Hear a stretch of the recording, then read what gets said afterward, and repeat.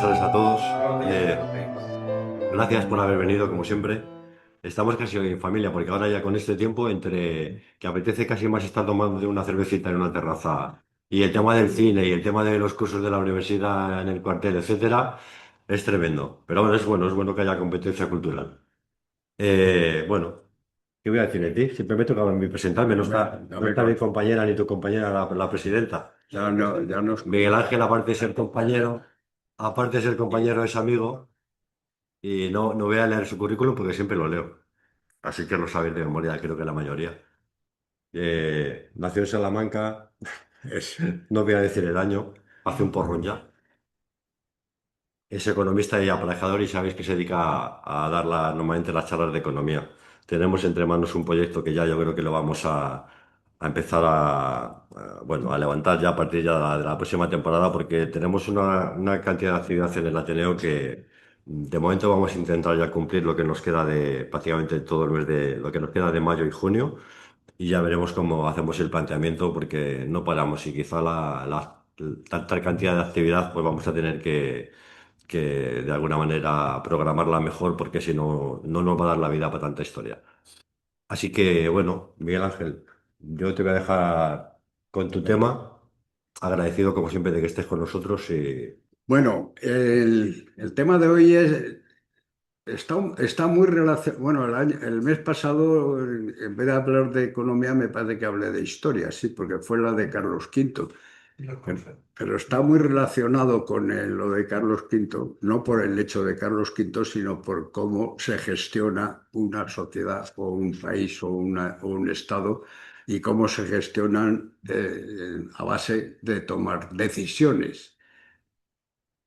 He añadido la teoría de las decisiones, hay unas teorías económicas, economistas clásicos, que aplican las matemáticas para sacar las decisiones. Yo no voy a aplicar matemáticas ninguna, pero que sepáis que hay métodos matemáticos para valorar las decisiones, porque lo importante es relacionar la toma de decisiones con la escala de valores.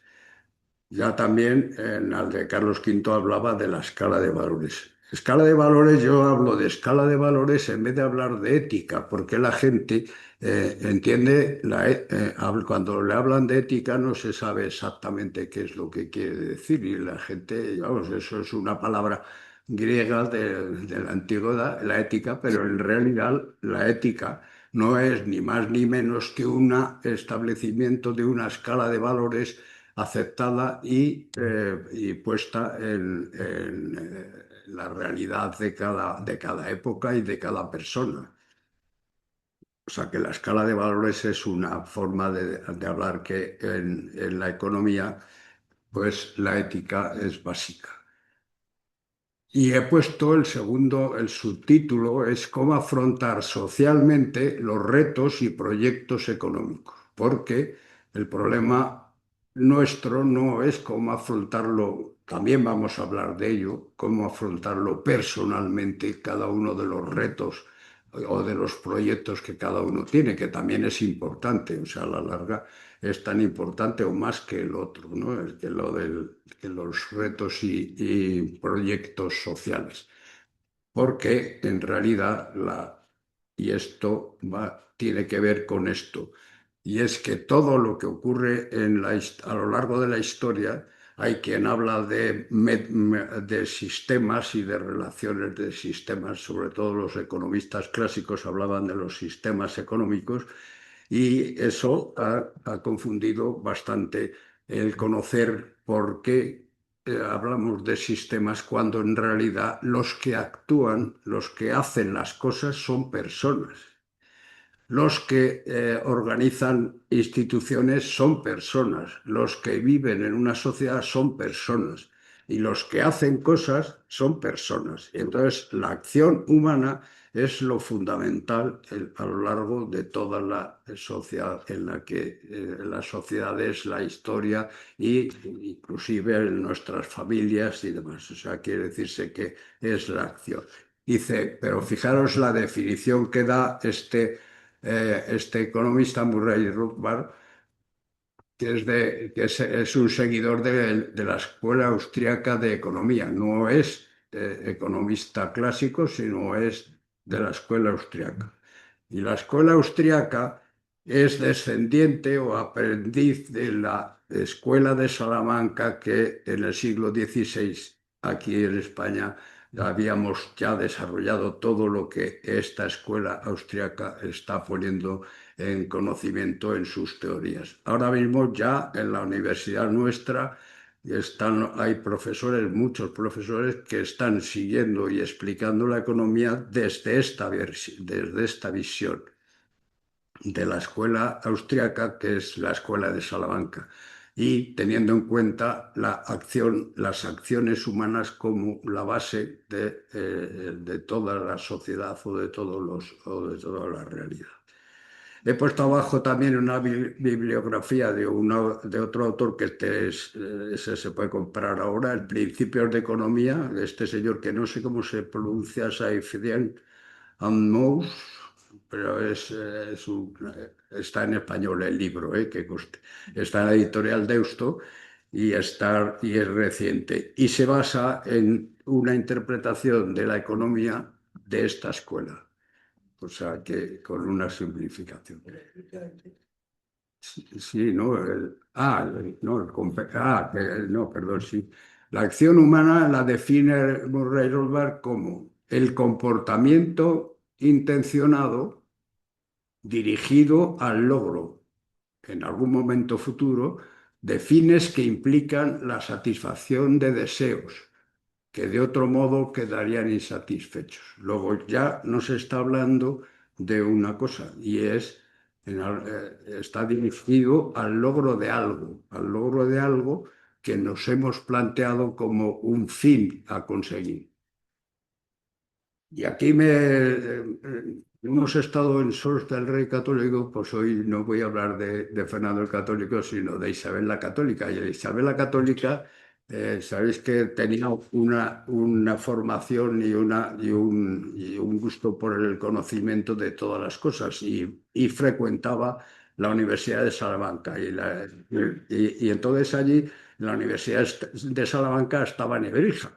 Y Nebrija estaba haciendo una cosa muy rara, que es lo que no hacía nadie en la calle, y era escribir la teoría de la lengua castellana. Es el que hace las reglas de la lengua castellana. Y le dice Isabel la Católica, bueno, ¿y eso para qué sirve? Dice, claro, estamos hablando de que las acciones tienen un fin. Dice, lo que está haciendo Nebrija tendrá algún fin, que me lo explique. Dice, sí, le dice Nebrija, es que la literatura, o sea, la gramática castellana para tu imperio va a ser más importante que los ejércitos que llevas mandando. Saber que en cualquier caso estamos hablando de que buscar una finalidad es importantísimo para conseguir darle sentido a nuestras acciones. Yo todos los días el problema que me planteo y el problema que tengo no es todos los días, digo a diario, es hoy qué tengo que hacer. Luego es la acción lo importante. Si no tengo nada que hacer, no existo, o sea, no tengo sentido. Y entonces, precisamente, ese es el sentido. Bien, y yo, o sea, abusando ya de la filosofía, pues me voy a Ortega y Gasset. Y entonces, Ortega y Gasset, y he cogido dos textos. Uno, que es el primero de arriba, es Yo soy yo y mis circunstancias. Esto lo escribe Ortega y Gasset en este edificio, un poco más allá, en 1914, en el libro de Meditaciones del Quijote. Y está hablando ya de que una persona individualmente no es no es completa, sino que lo completo es todas sus circunstancias, y sus circunstancias son las relaciones, las personas, los recursos, la utilización de los mismos recursos, el trato con otras personas, la valoración, las conversaciones con la literatura, que me entiendan todas esas cosas. Todo eso es las circunstancias, cuando está hablando de sus circunstancias. Y está hablando, esto lo está hablando en 1914, en el que hay unas circunstancias diferentes, o por lo menos hay un enfoque diferente a cómo la sociedad antes, en el siglo XIX, y aquí en España se interpretaba, a cómo él la va a interpretar. O sea, él no es de la generación del 98, él es de la generación del 14 y ya está superando la situación de la generación del 98 y el espíritu de derrotismo que la generación del 98 había producido. Y luego la otra frase que pone abajo es vivir con, es convivir. O sea, nuestro vivir, y él tiene una de las teorías suyas filosóficas, es el ratio-vitalismo, la razón dentro de nuestra vida. Y la vida es como le da muchas vueltas y utiliza muchas veces la expresión de vivir, de la vida. Y fijaros la teoría de la razón vital. Dice, ¿qué razones tengo yo para vivir? Luego, por lo tanto, estamos ahí hablando de cuáles son las intenciones, los intereses, los proyectos que yo quiero hacer. Y esto, la otra obra importante de Ortega es La rebelión de las masas. ¿Y a qué llama masas Ortega? Sí, pues a las personas que viven sin tener proyectos ni objetivos. Eso es una masa, no es el pueblo, ni es el pobre, ni es el inculto, no. La masa es un señor que no tiene objetivos y que no tiene proyectos de vida. Y eso sí que es importantísimo. O sea, cuando una persona adoptamos la forma, o sea, la madurez, lo primero que tenemos es que plantearnos cuál va a ser mi proyecto de vida. Estamos volviendo al principio, fijaros todas las acciones humanas con un objetivo. Y eso es una de las bases importantísimas dentro de toda la actividad económica y social. Bien, yo estudiando esto, pues en un lado he puesto la teoría de la decisión de White, que son teorías económicas que no voy a explicar. Pero sin embargo sí me he aprovechado de la imagen porque es el dedo en el que indica tú tienes que hacer, que hay el dedo que es el que manda la acción, dice, y la acción la puede mandar alguien, la puede mandar la sociedad en la que uno vive, o la podemos mandar nosotros. Y la acción la decidimos, la decisión, quién toma la decisión. En este caso yo utilizo esta imagen para decir, la decisión la tengo que tomar yo, mi decisión. Y luego después este otro libro, que lo estudia Ortega y Gasset para hablar de las teorías de valores. Ya él no lo llama las teorías de valores, Ortega y Gasset lo llamaba ahora no me acuerdo de la palabra. Bueno, es de las decisiones, los valores que sirven para tomar las decisiones. Eh, y entonces utiliza este filósofo, este es un filósofo alemán también, digo también porque casi todos los filósofos que estudia Ortega y Gasset son alemanes.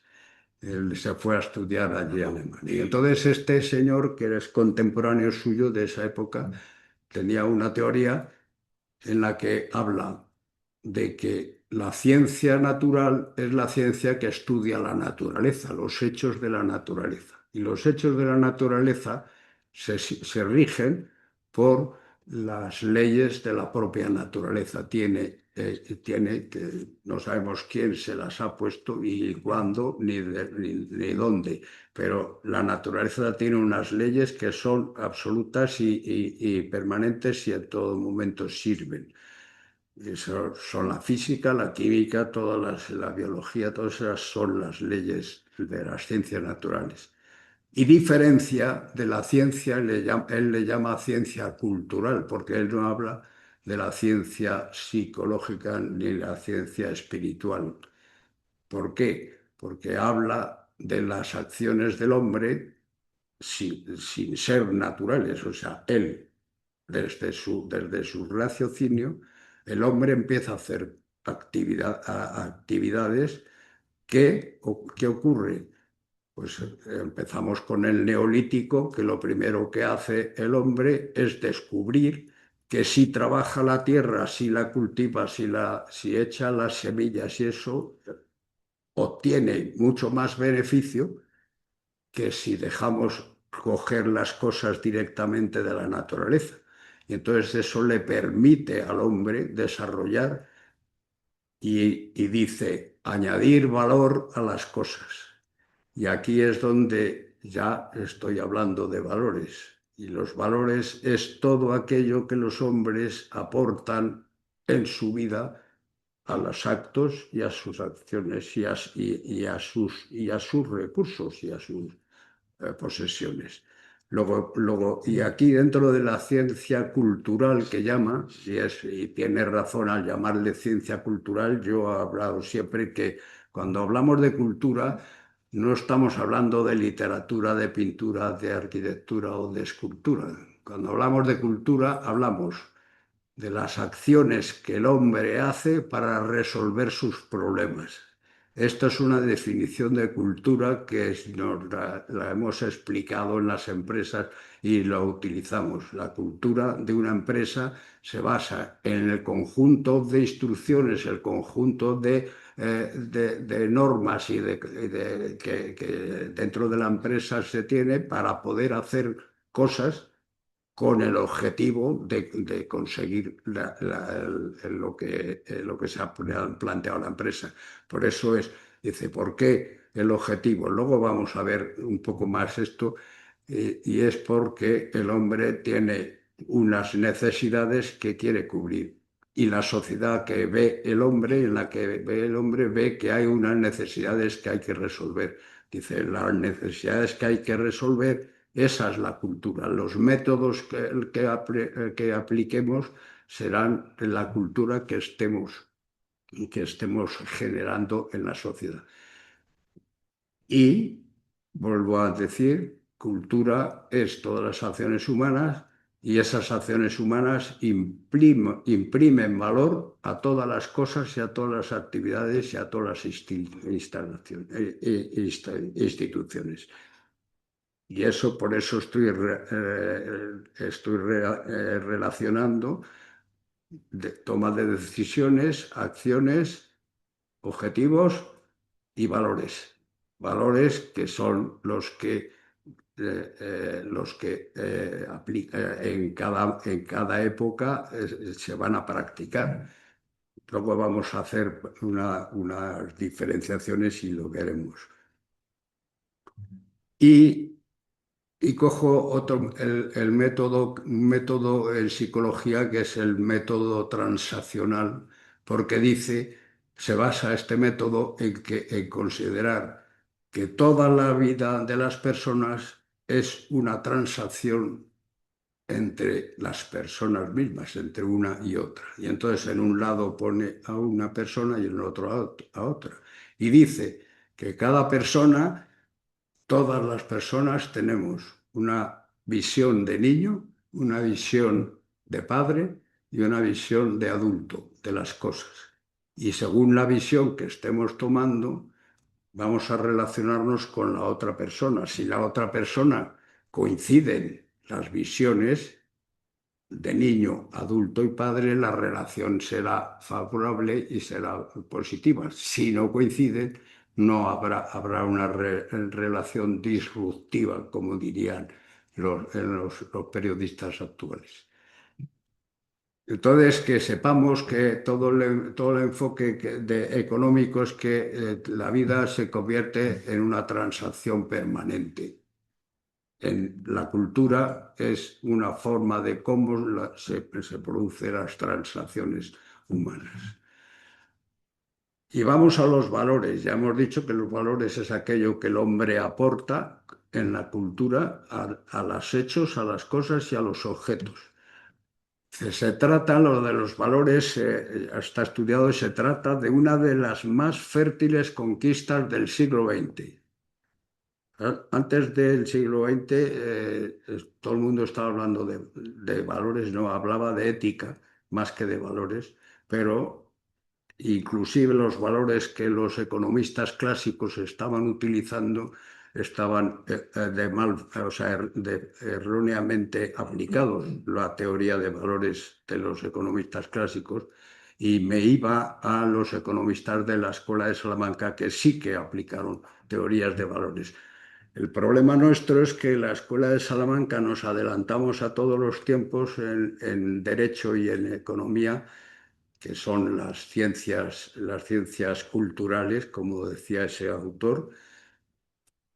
Nos adelantamos al tiempo y luego después el tiempo se ha encargado en esconder nuestros valores que teníamos tradicionales y no los seguimos. Hasta que los austríacos ahora, los economistas austríacos ahora están resucitando las teorías de valores que en la Escuela de Salamanca ya habíamos estudiado. En la Escuela de Salamanca eran los dominicos que había en la Universidad de Salamanca, ¿no? O sea eh, y dice, es imprescindible disponer de una escala de valores para poder emprender algo. Saber lo que tengo que hacer, ¿me es útil o no me es útil? ¿Me beneficia? ¿No me beneficia? ¿Es bueno? ¿Es malo? ¿Qué es? Y entonces tengo que tener una escala de valores, es decir, saber que haciendo esto gano, que haciendo esto pierdo, que haciendo esto obtengo unos perjuicios, etcétera. Luego esa escala de valores la tenemos que tener en mente permanentemente antes de tomar las decisiones que vayamos a hacer luego después las cosas. Y en todas las instituciones, digo, los gestores de las instituciones tienen la responsabilidad de disponer esa escala de valores. Y es así que una empresa tiene que tener una escala de valores definida también, un gobierno tiene que tener una escala de valores definida, un ministerio tiene que tener una escala de valores definida, una sociedad tiene que tener una escala de valores definida, una familia debe tener una escala de valores también definida y cada uno de los alumnos y de los hijos y de los descendientes o de los empleados tienen que conocer perfectamente esa escala de valores que es aplicable en su institución, en su sociedad, en su familia, para poder actuar de acuerdo con la institución, con la familia o con la sociedad en la que vive. Los retos de la economía de bienestar, y digo la economía de bienestar es la que se viene aplicando en los últimos años en Europa, en la que trata de conseguir el bienestar de toda la sociedad. Dice, consiste en saber quién asume las decisiones. Sí. Y aquí partimos, el que asume las decisiones tiene que haber implantado o haber desarrollado o haber transmitido la escala de valores y haber puesto en práctica la escala de valores. Estos que deciden, pues puede ser el mercado en general, el mercado en abstracto, puede ser el gobierno el que dirija la sociedad o pueden ser los individuos, cada uno según en dónde esté actuando. Si es en la familia, si es en el colegio, si es en la empresa, etcétera. Bien, y aquí voy a coger las teorías. Ay, si es que ya me acuerdo. Las teorías de Ortega estimativa. la teoría de los valores que llama Ortega es estimativa, lo que se estima, o sea, la estimación de las cosas.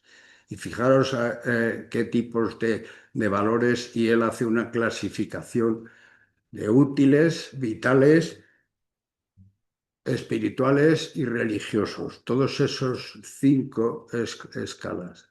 Por ejemplo, en valores útiles, pues es que siempre cuando hablamos, ahora mismo la gente dice, es que hemos perdido los valores o es que ahora no se usan los valores. No, sí se usan los valores, siempre estamos usando valores. Lo que pasa es que estamos usando los valores no positivos, sino los valores negativos, porque dice Ortega que los valores son entre positivos y negativos. Y por ejemplo, en los útiles dice primer valor, capaz. Un señor es capaz, tiene capacidades, y lo negativo es que es incapaz, no tiene capacidades. ¿Que es caro o es barato? ¿Que es abundante o que es escaso? Estos son valores que tendríamos que tener en cuenta permanentemente para saber las decisiones que tenemos que tomar. Porque si una cosa es escasa y hay algo que tiene un valor escaso, tengo que saber que me va a costar más que una cosa que es abundante, ¿no? O sea,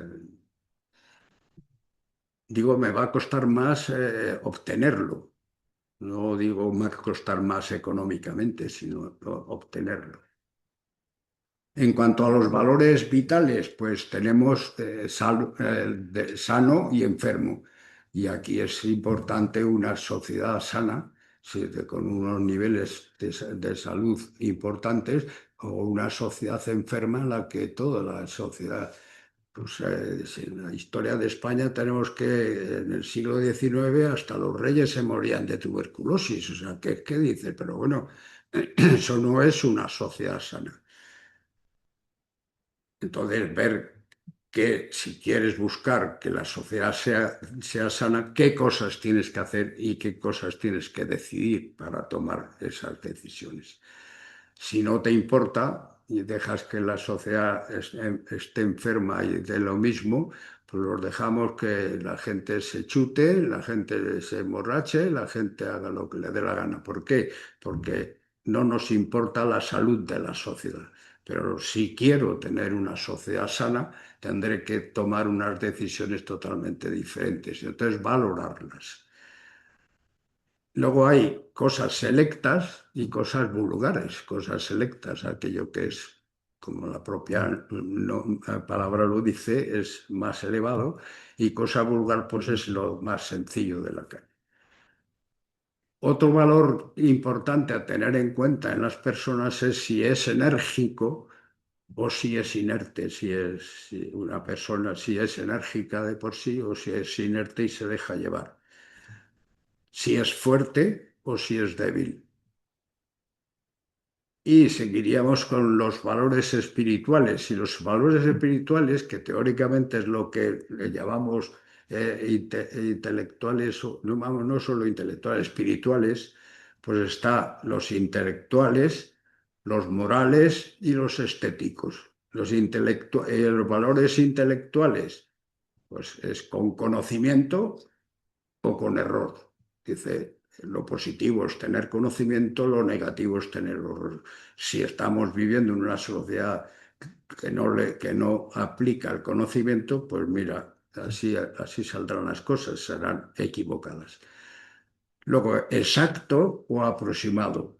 No todas las cosas se pueden medir exactamente, sino que hay cosas que se miden aproximadamente o como en la siguiente, valor que es evidente o probable. Evidente es que siempre va a ocurrir y probable es que no siempre dependerá en proporción al número de personas.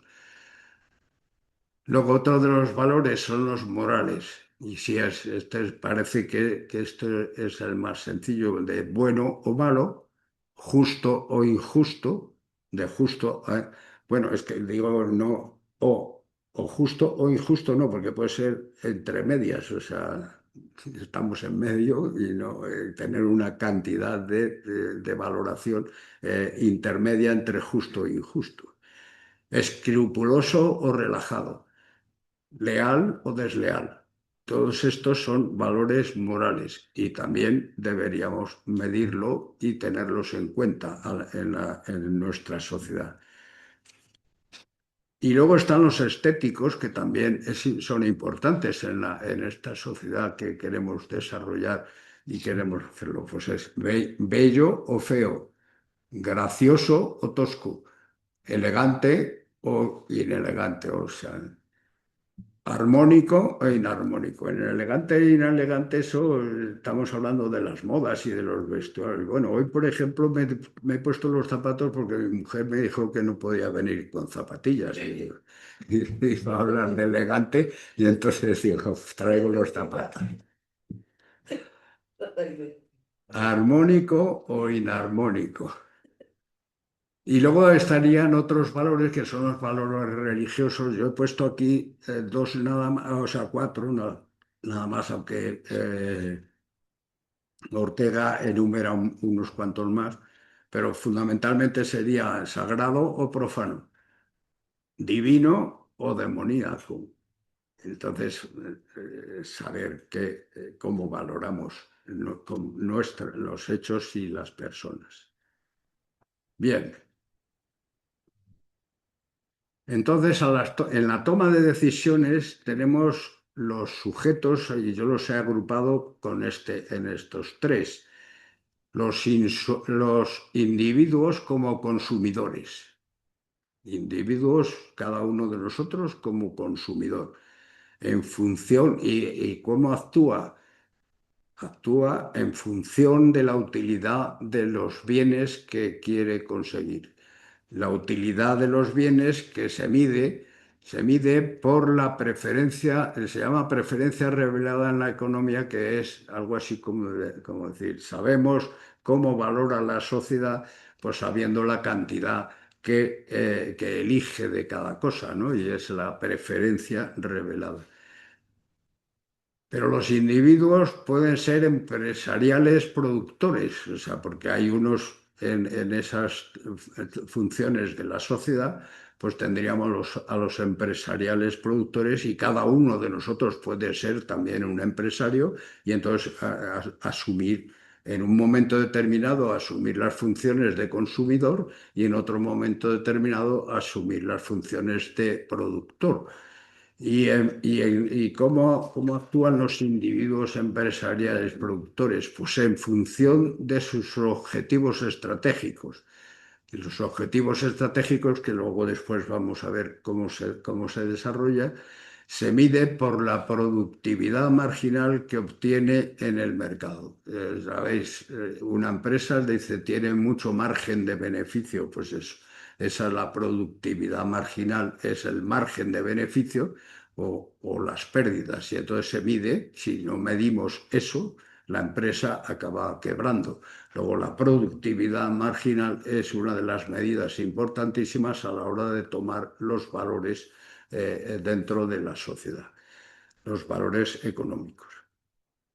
Y luego quedarían los organismos del Estado, que ahí están todas las instituciones del Estado, el jefe de Estado, el gobierno, los legisladores, los jueces y los ayuntamientos, todos estos, ¿no? Y pues todos estos organismos en función, y estos, ¿cómo valoran? Pues cómo se han de valorar en función de cumplir los objetivos públicos que la sociedad le ha impuesto de alguna forma determinada.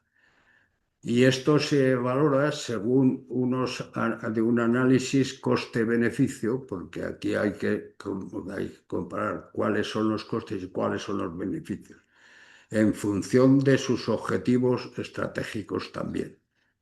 El Estado también debe tener una estrategia de futuro. Bien, pues aquí vamos a entrar ya en el ámbito económico exclusivamente y nos vemos ¿Cuáles son las funciones de la economía en la sociedad? Pues son estas tres. Estas tres funciones que son las tres, o sea, toda la economía se basa en cumplir estas tres funciones. Primero, la asignación óptima de recursos y factores de producción. Óptima quiere decirse que, primero, que todos los recursos y los factores de producción estén trabajando.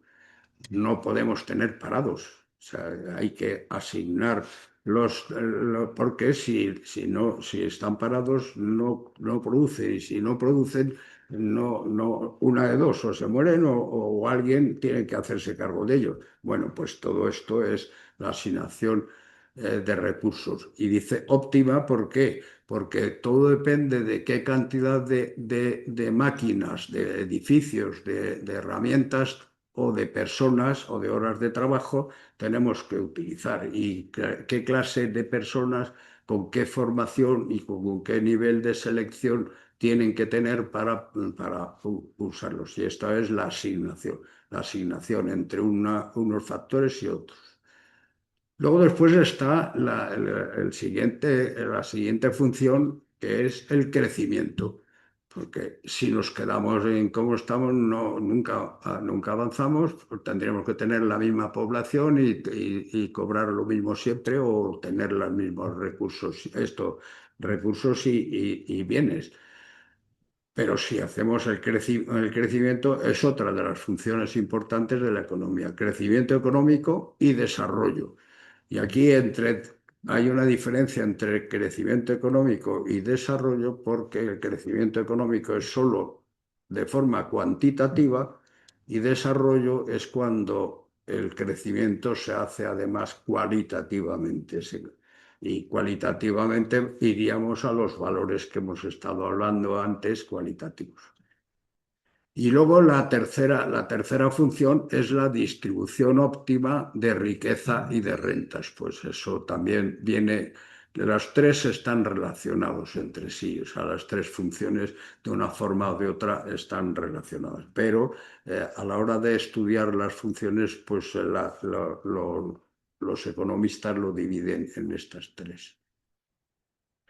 Bien, entonces pasaríamos a cómo, hemos dicho, objetivos o motivos que nos llevan a actuar y a la acción humana. Pues entonces han hecho un estudio, este fue un estudio de la pirámide de Maxwell, que era un psicólogo que estudió todo esto, y entonces dice, la pirámide empieza por abajo, que es lo que nos motiva primero, es lo fisiológico, es la reproducción, la alimentación, el descanso, el sexo, la salud, etcétera. Eso sería lo fisiológico.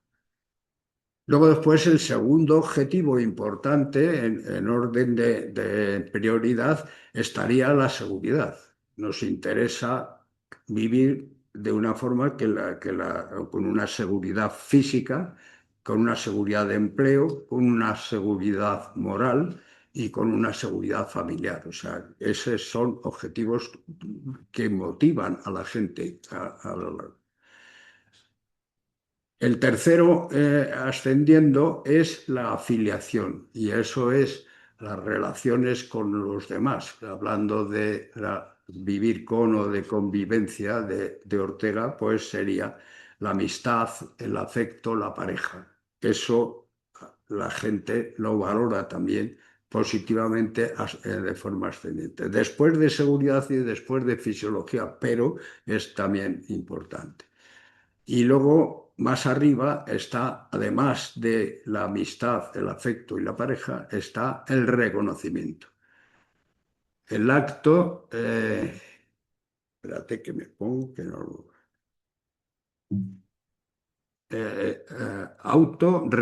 Primero, autorreconocimiento, es decir, que yo me reconozca a mí mismo y reconozca mis valores.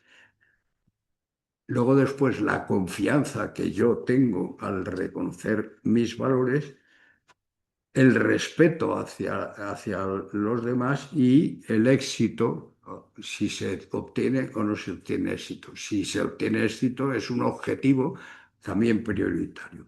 Y en el último nivel, el más alto nivel, está el de la autorrealización, que es la creatividad, la espontaneidad, sin prejuicios, aceptación de hechos, gestión de problemas, etcétera. O sea que veis que son una escala de valores que sirven para motivar a las personas cómo actuar en su vida, a las personas y a las instituciones, porque volvemos a que todo esto. Sí, cuando hablamos de instituciones hay que tener en cuenta que las instituciones están compuestas de personas. Cada persona tiene una escala de valores y una motivación propia y personal. Y la empresa también tiene una escala de valores también propia de la empresa y que tiene que servir para motivar a los demás para hacer las cosas.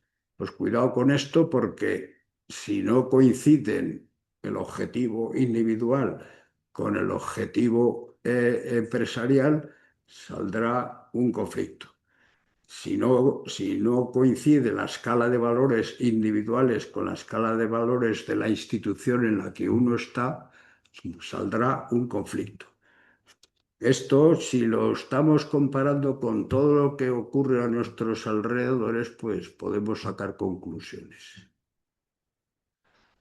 Objetivos, yo aquí he puesto objetivos para tomar decisiones temporalmente, pues se basa en tres niveles. Todo esto que hemos hablado antes puede ser que lo que queremos obtener nos dé seguridad, nos dé liquidez o inmediatez de las cosas buenas que las podamos disponer inmediatamente, o que es lo que esto estamos oyéndolo todos los días en la prensa, y la sostenibilidad o permanencia. Luego la sociedad en desarrollo tiene que buscar un desarrollo sostenible, porque el objetivo de la empresa puede ser objetivo a largo plazo, no obtener el máximo beneficio hoy, sino obtener la mayor seguridad para el futuro y la mayor posibilidad de inversión para el futuro.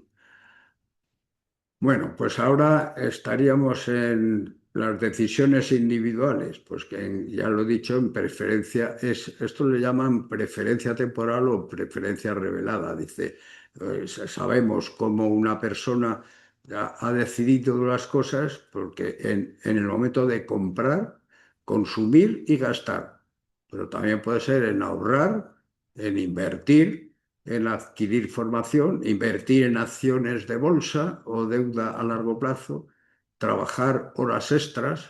Alguien puede estar deseando trabajar horas extras y hay alguien porque se las pagan, o alguien dice que de horas extras nada. Entonces, quiere decirse, todo esto vemos las preferencias reveladas. Esto serían las decisiones individuales. En cuanto a la empresa, ya este esquema ya lo he explicado otras veces, y es las decisiones de la planificación estratégica de una institución. Esta vale para las empresas, para el gobierno, para las instituciones, para las organizaciones, todo. Y partiríamos de la definición de valores que va a imponer la directiva. Luego después, la definición de la misión, y la misión es aquello que quiero hacer. ¿Por qué quiero hacerlo? Porque la sociedad lo necesita y se necesita que se cumpla o que se llegue, o sea, culturalmente, como estamos diciendo. Pues la misión es qué es lo que hay que hacer. Hay que hacer porque alguien ha observado que lo que se necesitan son hojas en blanco por todos los lados, o hojas reciclables, o etcétera.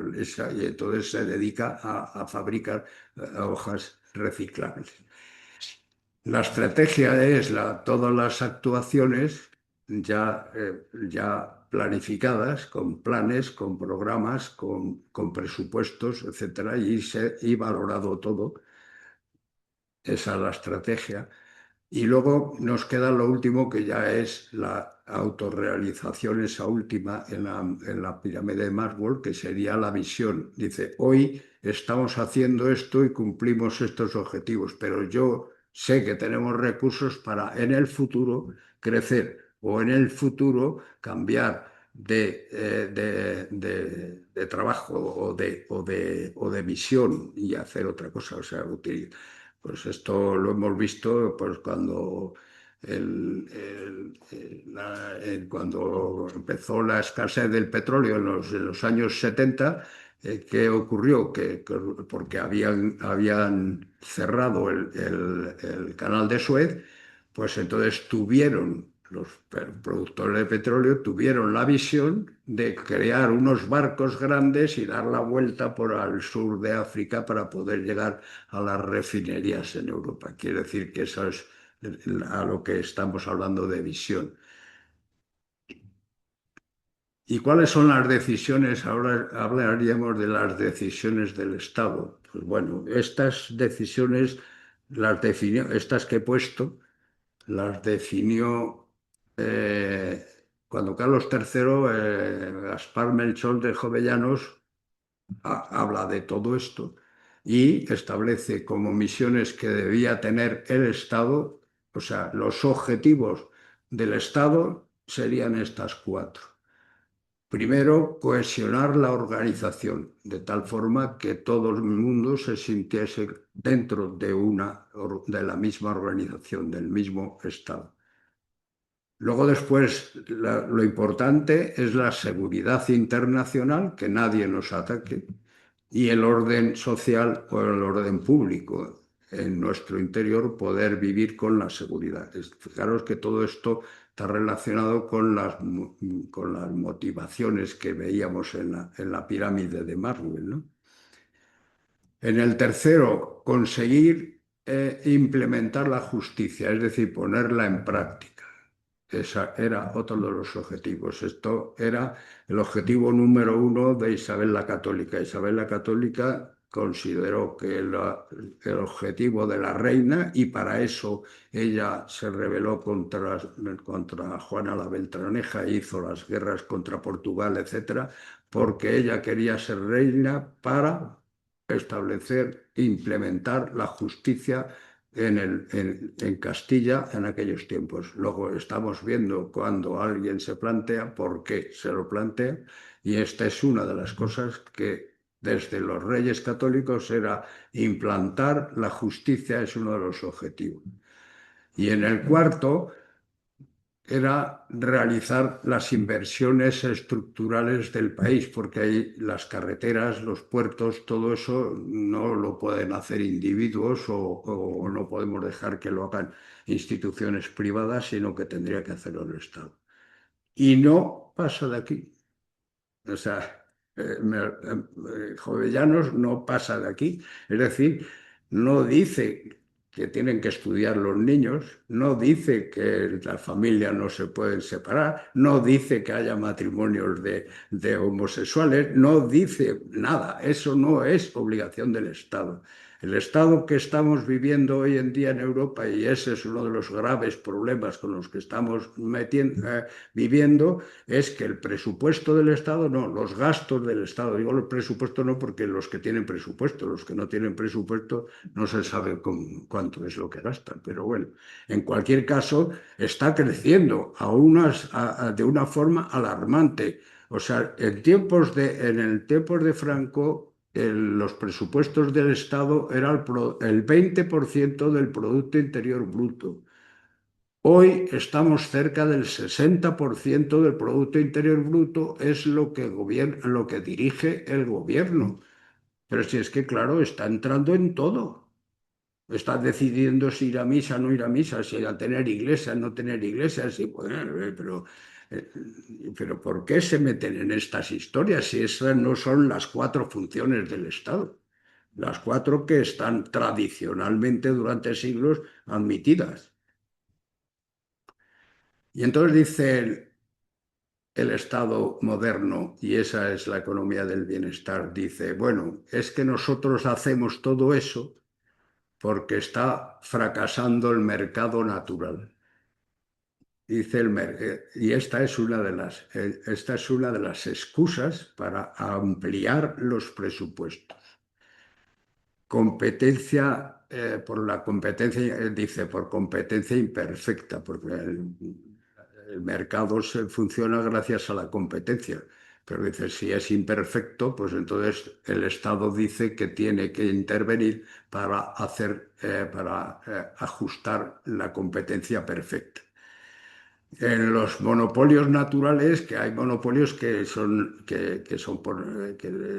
por naturaleza son monopolios, dice, entonces el monopolio lo administra también el Estado. Y luego por las externalidades que aplica, dice, bueno, pues ahora como tengo tantos parados, tengo tantos enfermos, tengo tantos inmigrantes, tengo tantos no sé qué, pues los subsidios, y dice, ¿y cómo los pago? Con los impuestos. Y entonces las externalidades que los subsidios y los impuestos que se utilizan para resolver el problema de las externalidades, que son eso, las deficiencias del mercado. Y luego habla también de los bienes públicos. Habla bienes públicos son aquellos, por ejemplo, hay empresas que excluyen a otras empresas y no las dejan entrar en el sector y entonces actúan.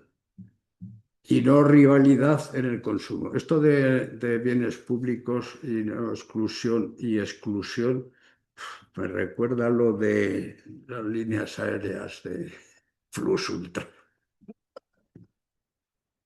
Bueno, que no resuelve este problema, sino lo agudiza. Y luego está la simetría de la información porque todos los ciudadanos cuando deciden tienen que tener la misma información y si no tienen la misma información, pues las decisiones son diferentes y entonces no están con la misma posibilidad de tomar decisiones acertadas. Entonces tiene que haber una información muy generalizada y eso dice y se lo asume el Estado como decir, es la forma de que la información sea mayor. Bueno, también. Y, y lo último, la dependencia del camino. Depende de qué camino queremos seguir o no queremos seguir. Y todo esto nos está dando ya una idea de por qué el Estado actual y no el español solo, porque el 56% que estoy diciendo del Producto Interior Bruto es en España, en Italia, en Alemania, en Francia. En Suecia llegó a ser y en Noruega llegó a ser hasta del 70%, pero se dieron cuenta de aquella barbaridad que era, porque es que al final resultaba que todo lo hacía el Estado, no había sector privado, si se seguía haciendo. Entonces, ¿para qué? Para desarrollar el sector privado, porque esa es otra de las cosas, es que si no hay forma de desarrollar el sector privado, nos está coartando la iniciativa a todos los individuos de la sociedad, porque no nos deja ser empresarios. Entonces dice, si usted quiere que las personas sean creativas y sean innovadoras y sean inversoras, pues tiene que dejarles libertad para tomar las decisiones. No puede usted asumir todas las dependencias y todas las decisiones. El Estado no puede decidir tantas cosas. Bueno, con esto